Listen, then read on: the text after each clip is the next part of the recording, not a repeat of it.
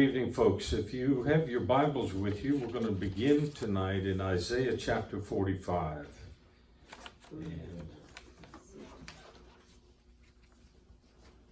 Isaiah chapter 45.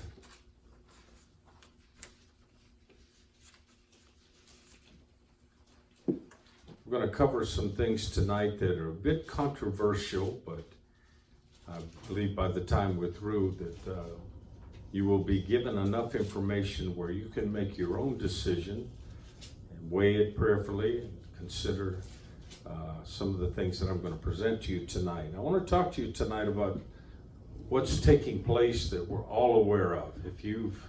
Unless you've been in a cave somewhere, we know that our country is under great attack.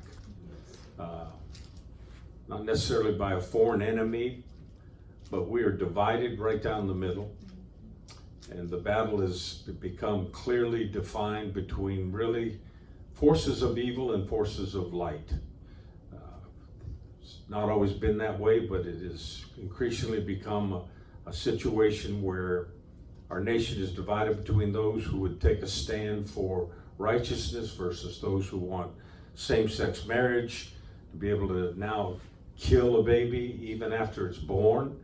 The continuing attack against God and Christianity and those who claim to love the Lord. It's become a frightening dichotomy and separation that's taking place. And the danger is that it can have an effect on believers to where after a news broadcast you feel like, what hope is there? I mean, it seems like when we think we've heard the worst, then it only gets worse. And who would have ever dreamed that we would have candidates that are going to run for president with seemingly popular support as socialists? And my grandma would turn over in her grave if she wouldn't believe it. And as I say, with the Supreme Court upholding same-sex marriage, the killing of babies in the womb, and then it's increased now to where the doctor and the mother can have a discussion and decide whether even after the baby's born, the heart's beating, it is a human being. You can go to federal prison for destroying an eagle egg.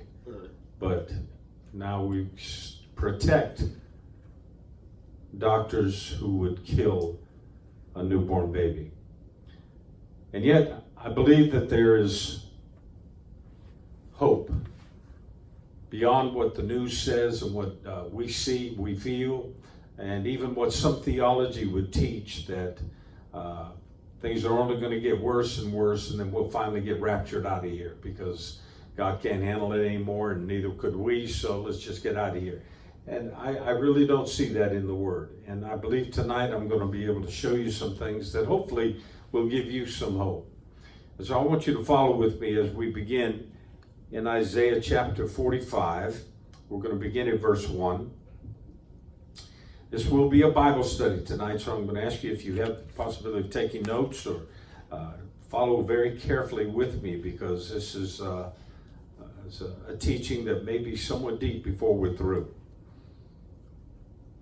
Thus saith the Lord to his anointed, to Cyrus, notice, Cyrus, whose right hand I have holden, this is God talking now, to subdue nations before him, and I will loose the loins of kings, to open before him the two-leaved gates, and the gates shall not be shut. I will go before thee and make the crooked places straight, and I will break in pieces the gates of brass, and cut in sunder the bars of iron. I will give thee the treasures of darkness and hidden riches of secret places, that thou mayest know that I, the Lord, which call thee by thy name, am the God of Israel. For Jacob my servant's sake, and Israel mine elect, I have even called thee by thy name. I have surnamed thee, though thou hast not known me. I am the Lord, and there is